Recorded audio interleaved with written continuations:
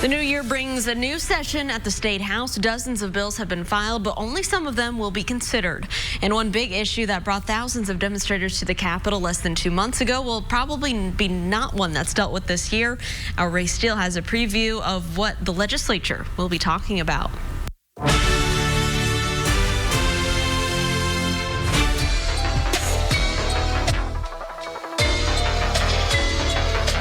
Tell the whole truth.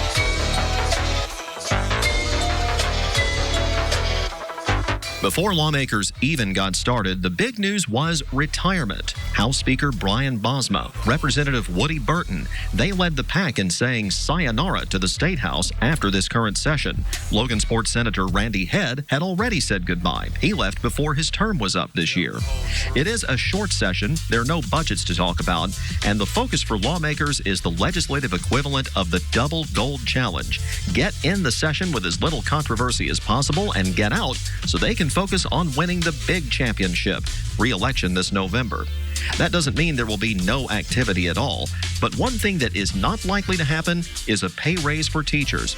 Back in November, 15,000 educators rallied outside and inside the Statehouse for higher pay now, not when Governor Holcomb wants to do it, which is the 2021 session when the budget will be back on the table.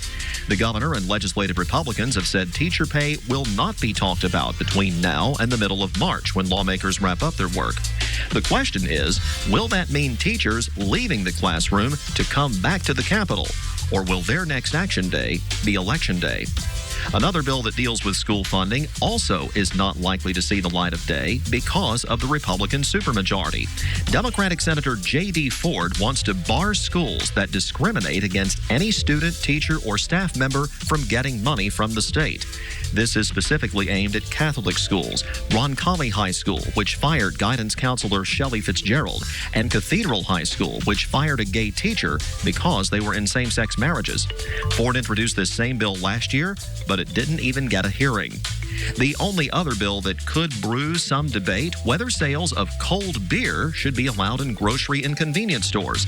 The liquor store lobby has kept this from happening. They say it would lead to the closure of mom-and-pop liquor stores all across the state. But they made the same argument against Sunday alcohol sales for years, and then they finally gave in 2018.